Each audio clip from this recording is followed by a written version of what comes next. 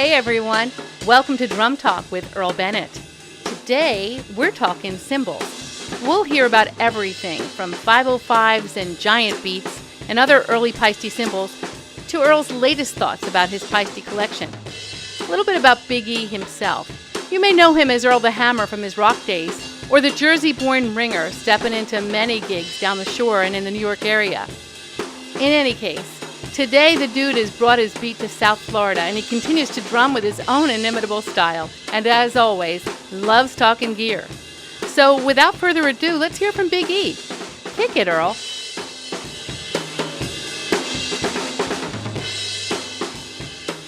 In 1980, I went to Drummer's World in New York City, and I was looking for a new crash cymbal. I just cracked my 16-inch thin crash, Zildjian crash, and I came across Paiste Cymbals.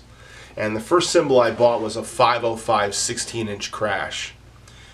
That started me on my quest for getting some Paiste cymbals into my life. Now, I'd played some 602s of a friend. I would have, through the years, the last 40 years of playing drums, I would have many Paiste cymbals. Quite a few of them were 602s, but they were all old, and they were all pre-serial number 602s. And there's a difference between pre-serial number and the blue labels. The blue labels were always out of my price range. But the 505s, when I was 19, 20 years old, in college, seemed to be in my price range, so I bought this 505 16-inch crash. Over the next 40 years, I would come back to finding out I really loved the 505s because they're like the Paiste 2002s, but they were just a little bit less. And I found out that they're actually like the 2002s, but they're also like the Paiste giant beats. And I never heard of the giant beats until I saw the Paiste profiles for drummers, cymbal setups, and this was Carmen Appice's. Carmen Appice was playing 2002s, and he played giant beats. And I saw that in Realistic Rock, a book that I played when I was 16 years old, and I was studying with my drum teacher at the time, the Realistic Rock book. And he had a Ludwig kit with giant beat cymbals, and I thought, what are giant beat cymbals? You couldn't find them anymore. The only Paistes we knew were 2002s. So, in my quest for cymbals, I ended up coming across the 505s, and as you go through the book, you have the 602 blue labels, and these are the black labels actually in this one, the Sound Creations. And then here's the 505s. This is the first version of the 505s with the black labels, and the 404s with the black labels. My teacher when I was in high school, his name's Scott Hayes, and he had a 602 dark ride, 20-inch. That was an amazing cymbal. A little heavier than when I remembered it after hearing a few as I got older. But I remember that cymbal, playing on it in a drum lesson and thinking how much I wanted one of those cymbals. Anyhow, so I was definitely looking for different cymbals, and the 505s came into my sight. In 1984, my wife bought me this pair of Rude 14-inch hi-hat cymbals that I still own today. I wanted a set of Rude cymbals. I didn't realize that they really are not as rude as you think they are, but they actually have a nice match of weight. This is only 1168 grams, very typical to a Zildjian 14-inch new beat hi-hat bottom cymbal. And this is a top cymbal of 897 grams, like 900 grams. So you're basically looking at a set of new beats that were just unlathed. And that was the interesting thing. They didn't have any lathing in them. And these were made out of the B8 2002, Paiste 2002 alloy. And I really love these cymbals, and I played them to the point where I rubbed off the Rude label off the top. You can still see the original label on the bottom. This is from 1984, these cymbals. Now, over the years, I've played many different cymbal companies, and one of the cymbal companies I played was Sabian. I bought a lot of Sabian cymbals. We'll do a video on Sabian one day too, because I have some real beautiful Sabian cymbals that I bought in the 80s and into the 2000s. I've also played Zildjians on and off, and it wasn't until 2013 that I really wanted to get a full set of Paiste cymbals complete. I always had ones and twos. Some of my ones and twos would include things like buying a set of Dimension hi-hats, light heavies. Okay, I bought these at Guitar Center somewhere in the mid-2000s, probably 2006-07. And my only regret with these, not so much that the sound of these, because these are really wonderful sounding. Bill Bruford, Yes and King Crimson fame, played these type of cymbals. It's been listed in his cymbal setup for years until they took him out of the catalog, as the light heavy was what he played. My only regret was I had a set of 13-inch lights, and they actually sounded awesome, and I should have bought them.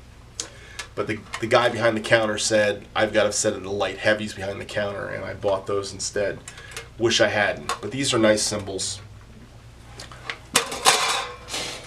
Another cymbal I bought at Guitar Center mid-2000s was a Paiste traditional prototype, and this is a China, or actually it's a SWISH, it's not a China.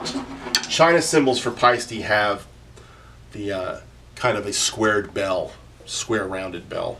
This is more of a SWISH, and I installed these rivets myself.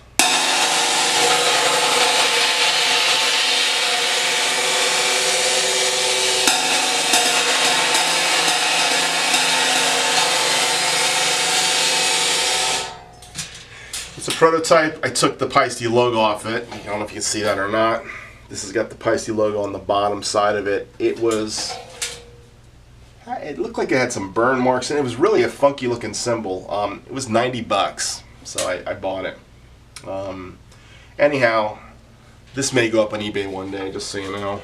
In case you ever see it, you've heard it now. Another one of the Paiste prototypes, and they were big in prototypes in the mid-2000s. This is a Paiste prototype of a Dark Energy Mark I ride cymbal. Okay.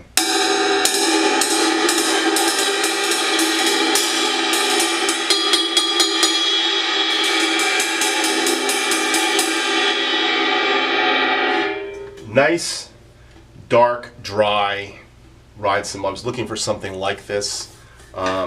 This is about 23-48 grams, and it is a prototype, so it's about 100 bucks less than the Mark I Paiste signature series. So, but it's that B15 alloy, just like the SWISH. The Dimensions hats are actually B8 alloy. It's very similar to the Paiste 2002s. Now here's another ride cymbal. This is a friend of mine just gave me this year. It's a Paiste 18-inch traditional flat ride.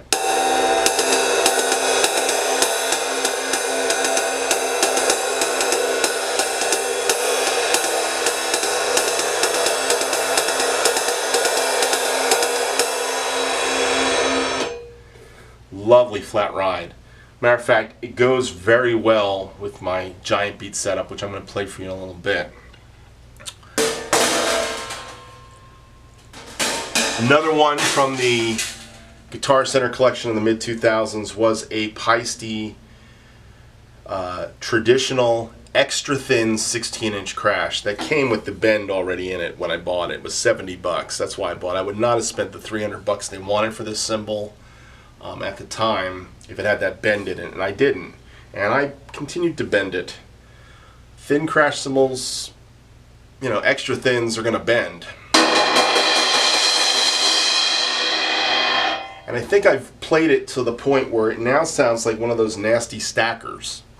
So I keep it around for stacking and for splatting, because they're like a splat. It's not a pretty crash cymbal, but it is a splat today.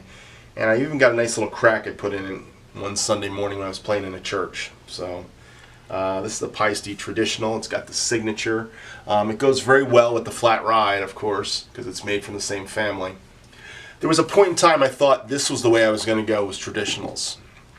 And the 22-inch light ride just looks like a beautiful cymbal. The 20-inch light ride, beautiful traditional cymbals. Really like them. And I may get one someday, but at this point in time, they're not being made supposedly anymore. So you got to find them on eBay or somewhere else. But this one I'm keeping. It's just in not so good shape these days. This is another oddity of mine. This is a Paiste Signature Fast Crash 17-inch that a friend of mine who did a video shoot in my studio here gave me. His name is Steve Dupree. It was custom holes to give it that Swiss Paiste thing look well before they did the Swiss Paiste thing. This was probably around 2010, 2011, by a guy in town that does these kinds of holes. He was basically covering up for a crack that my friend Steve had done. Steve is a hard-hitting drummer.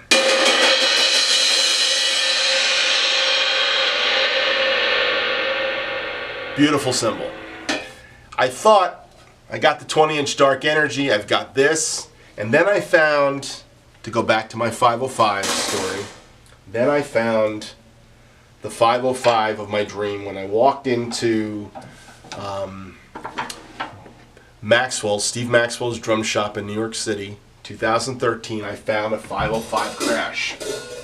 And this 505 Crash was used, and it's a Black Label 505 Crash. And also right here in the silver Sharpie, this 505 Crash, of course, comes from Germany, not from Switzerland. This 505 Crash was owned by Danny Gottlieb. And there's many Danny Gottlieb cymbals, by the way, that Steve Maxwell was selling. This is one of them I found in the pile. There was probably about 25 or 30 left at the time.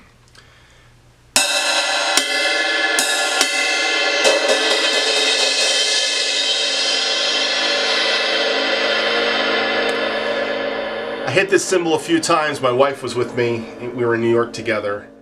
And my wife heard me playing the cymbal, and she said to me, "Honey, would you like this for your birthday?" And I said, "Yes, I would like this for my birthday." And I paid a lot of money for this cymbal, by the way.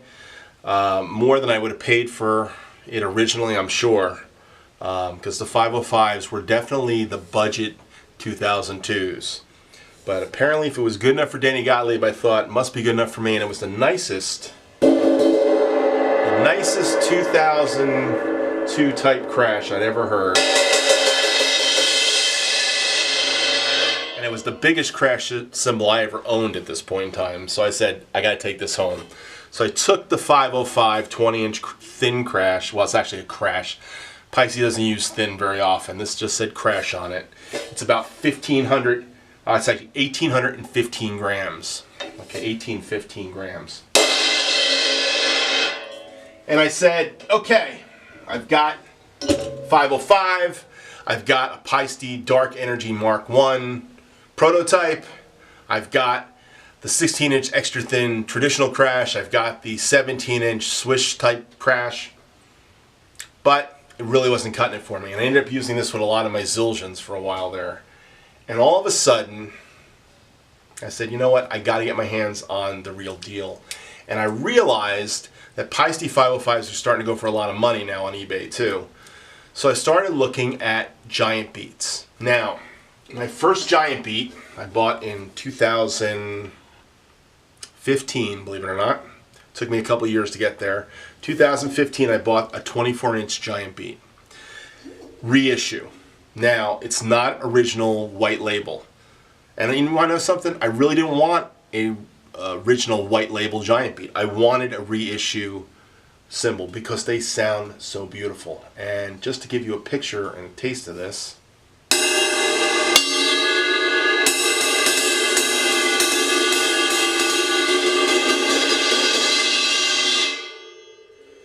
I saw Abe Laboriel playing one of these one day, Memphis Drum Shop. A couple other guys were playing them too. Amazing cymbals. I thought this is the way to go. And I bought this 24. And the 24 with the 505. And, well, I didn't get to this, have I yet? Because the camera shut off, I forgot to tell you about my other 505s. Well, in 2014, my quest to find this 505, I found it. In 2014, I traded with my good friend Scott Hazen, who, by the way, had the 602 dark ride cymbal back when I was a kid. He happened to also have, through a bunch of Paiste cymbals that I've owned over the years, he had my 505s, which were actually my brother's 505s, to be honest. My brother had a drum kit. I bought some 505s for him. 505 14-inch medium hats with a Yamaha Stage Series drum kit, 1984, 85. A 404 20-inch ride, which I don't know where that ended up. And we ended up buying a Color Sound 5 black 16-inch crash. Anyhow, I got his drum kit, end of the 80s, and I sold it to my friend Scott, and somehow he ended up with these hats too along the way. I should have kept them. It's one of those things I should have kept. I knew Scott had these cymbals, and I made a trade with him for some other stuff. We love to trade gear. Drum kits, snare drums. I'll actually go through some of that one of these days, but I traded him for these medium 505 hats.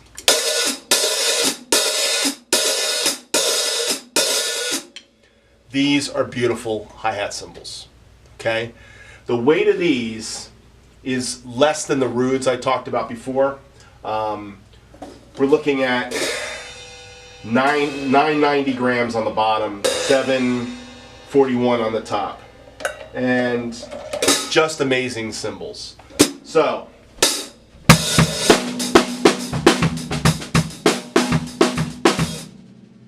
.505 medium hats, 505 crash 20-inch.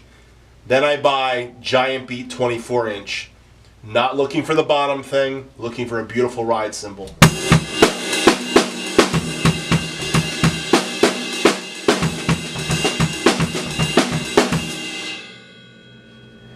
And I said to myself, none of my other crash cymbals that I have Paiste, the thin, traditional, or the SWISH, the Swiss.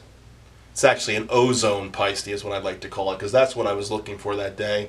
When Steve gave it to me, I thought, I've got my Sabian ozone finally. By the way, I never bought a Sabian ozone. I always wanted one of those. That became my Sabian ozone, and I realized I didn't dig it that much. Anyhow, the 24-inch Giant Beat caused me to buy the 18-inch thin Giant Beat crash. And I bought this used. Doesn't look used, but I bought it used. And I found what I was looking for.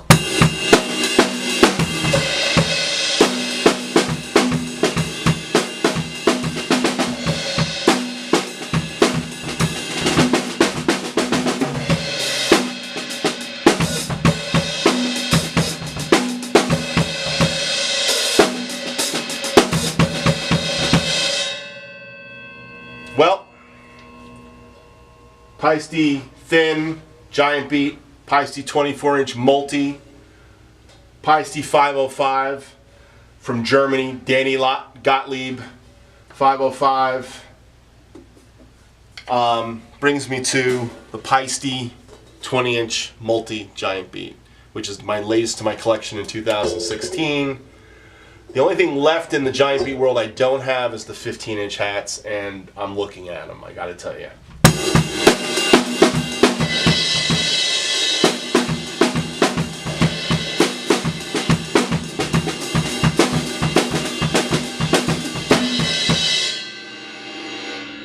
The multi is really a nice ride crash. I think it's a better ride than the 505. The 505 is a crash. This is a multi. I just like it as a ride. And every once in a while I'll take the 20 and the 18 out with the 505 hats.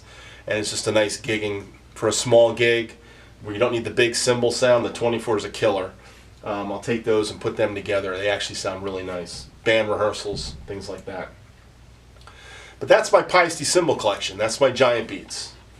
And to be honest, I love the Giant Beats, and I love the 505s I have. I've looked at some other 505s. I'm looking at 505 Chinas. I've looked at the rides. If I can get a 22-inch medium ride 505, that would be, I'd love to get that. I've kind of grown old with the 20-inch ride cymbals. I've got a lot of 20s. Another one of my 20s that I have is one of the 3 Paiste 602s. And I still have one. This is came from LEVINE. It's a little keyhole. I put the 2 rivets in it.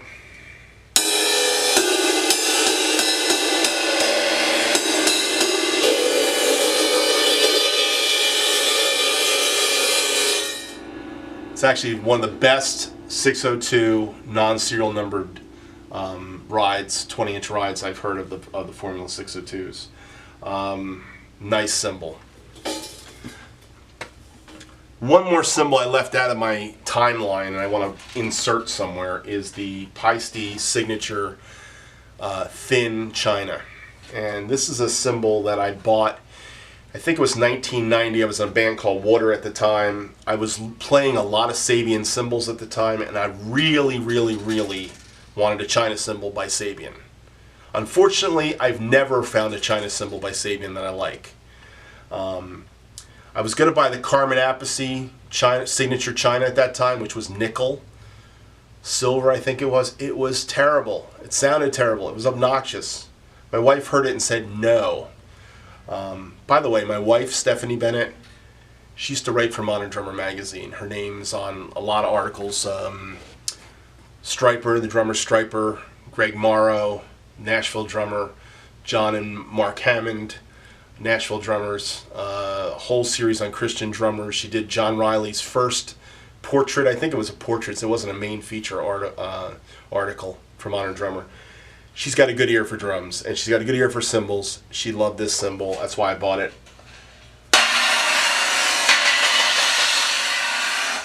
Unfortunately, the B15 alloy likes to get dented up pretty good, especially when you go thin. Thin sounds nice, though, I have to tell you. I took a little Kirky B inspiration from his drum DVD and put 2 rivets in it, brought it back to life. It gets thrown into a stacker with that 16-inch extra thin traditional crash, or as a set of 16-inch stackers style hi-hats. But truthfully, this has seen its better days. But when it was brand new, this was the china cymbal I loved. So anyhow, maybe one day I'll buy one again. But these are my Paiste cymbals. I hope you enjoyed it. I hope this made it to the end. I've done this video now 4 times, so I'm hoping that I've got enough material here to actually put this up on YouTube. Please leave nice comments. If you'd like, leave not nice comments. I don't know if I'll answer you, but I do appreciate your comments. I hope this video was fun and you had a good time watching it. I like watching these kind of videos. That's why I'm doing this. And I've had a couple friends say, yeah, I should do it. If you have any questions, send me questions. I'll try to answer them best I can. Anyhow, I'll leave some of my drumming in the front of the video and the back end of the video. And have a great day. Next time, we'll look at Sabians and Zildjians. But for now, we hope you've enjoyed this short reprieve in your day talking drums. Yeah, it's Drum Talk with Earl Bennett.